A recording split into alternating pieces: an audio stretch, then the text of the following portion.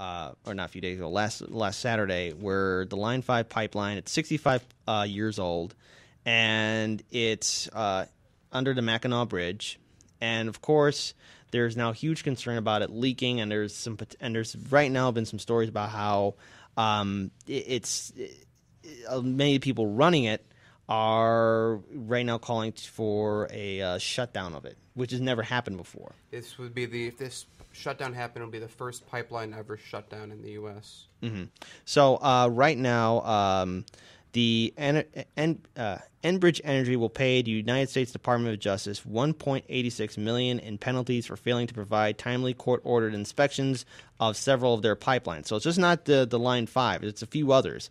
And so, so everyone can understand the timeline of this, on May 23rd, 2017, Enbridge agreed to the inspections as part of a $177 million settlement resolving claims that 2010 discharges from the pipelines contaminating the Kalamazoo River and another site in Romeoville, Illinois, violated the Federal Clean Water Act. And I just want to say real quick, when you hear numbers like, was it $107 million? It's $177 million settlement, million, but they're paying $1.86 million in penalties. But my point is, for the U.S. EPA, the corrupt EPA that we know of today, for them to fine someone or have a settlement in the range of $177 million, think about what has to have occurred for them to get that high of a fine here in the U.S. Yes, and also just so everyone knows, this is a Canadian oil pipeline company, and it's also responsible for one of the largest inland oil spills in U.S. history. A 6-foot break in the Line 6B in July 2010 released about 1 million gallons of oil into the Talmadge Creek near Marshall. So, we got to move away from fossil fuels. And how many times have we covered, and it's just not only here in Heartland's media, but other independent media outlets here in the city of Chicago, nationwide, about pipelines failing. They always fall apart. They're built cheaply, and they're prone to failure. I remember when the Dakota Access Pipeline was being built, and what were the proponents who were saying that it was going to be fine? There was not going to be a single discharge. It wasn't going to leak. They were gaslighting people for even insinuating the idea that the pipeline would have the possibility of having any amount of leakage, and then about a year later it leaked 175,000 gallons. And it's still leaking. Yeah. And now, if you live in the Chicagoland area, or if you live in one of the coastal towns or cities near Lake Michigan, take a good long look at that water, because that is a large resource that we cannot afford to contaminate, yet we are contaminating it. And this pipeline, the Line 5 pipeline, is a danger to Lake Michigan, because should there be a disaster, and God forbid it does, there goes our clean drinking water. There goes of an important natural resource. But on top of that, it's just not just the Line 5 pipeline. It's also the steel mills and industrial facilities in Indiana, where they have a laissez-faire policy. And this regulated, quote-unquote, regulated toxic waste is being dumped into the lake.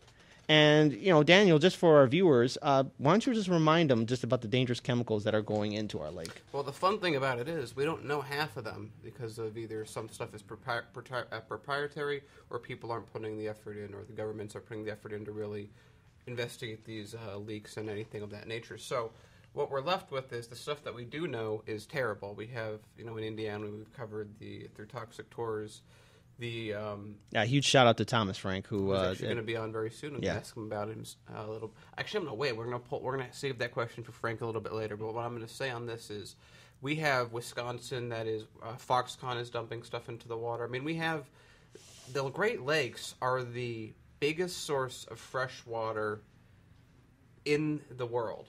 I mean, you have Lake Victoria that's bigger than any other individual lake in Africa, but it's not the biggest source of fresh water. It's these Great Lakes. Yeah, we got Lake Superior, Lake Huron, Lake Erie, and Lake Michigan. And as these, and as water becomes more and more good water, or water that's not in a drought area, example, California has to import their water from streams that are themselves going dry. So you take all that into fact, the real last bastion of good water is the Great Lakes. Yep. And we are they're just being polluted, and when they're polluted, people go, it's a lot of water. It'll dilute it. And no, yeah. it doesn't get diluted away. Any scientist, any scientist will tell you that no, it doesn't go away. It seeps to the bottom and it remains part of the ecosystem. I have a long family history in Michigan City, Indiana, and what we would do for vacations is we would go to Lake Michigan, swim out there, and my cousins and I would catch crayfish. But, as I got older, I noticed something. The crayfish were disappearing, and I didn't think anything of it. Just, okay, they're going away. Maybe they're just being, fished out, but I noticed they just started disappearing. And as we started this thing here with Hardlands Media, and I started researching more about, the impact of these chemicals going into our ecosystems, when these bottom-feeding creatures disappear, that's a danger for the ecology of the lake. Yeah, so always got to remember that anything that feeds in the bottom is always going to have the most toxicity associated. So that's your shellfish, your catfish, anything that's bottom dwelling is going to be the thing that's most affected the fastest, because again, if you have these chemicals which are generally much, not always, but generally much heavier than water, they sink to the bottom, and so if you're a bottom feeder and that's what you're going around and eating stuff that's in that, it's going to affect you the fastest. Yeah, and so again, if this is an issue that you're concerned about, that you are upset about, because remember, we all look at Lake Michigan and we think it's going to be there forever, but there's a good chance that it can be heavily polluted to where no one, no matter how rich you are, how poor you are, no one can use it. Now, if that's the kind of future you want to leave behind, fine. But just remember, we have this one opportunity to save our Great Lakes. So call up your local state officials, call up your county officials, call up your federal officials. I keep saying this because we have to hold these people accountable. It's Democrats and Republicans who are living in this, who are running this neoliberal system that's imprisoning us all and putting us all in danger. So get involved, get active.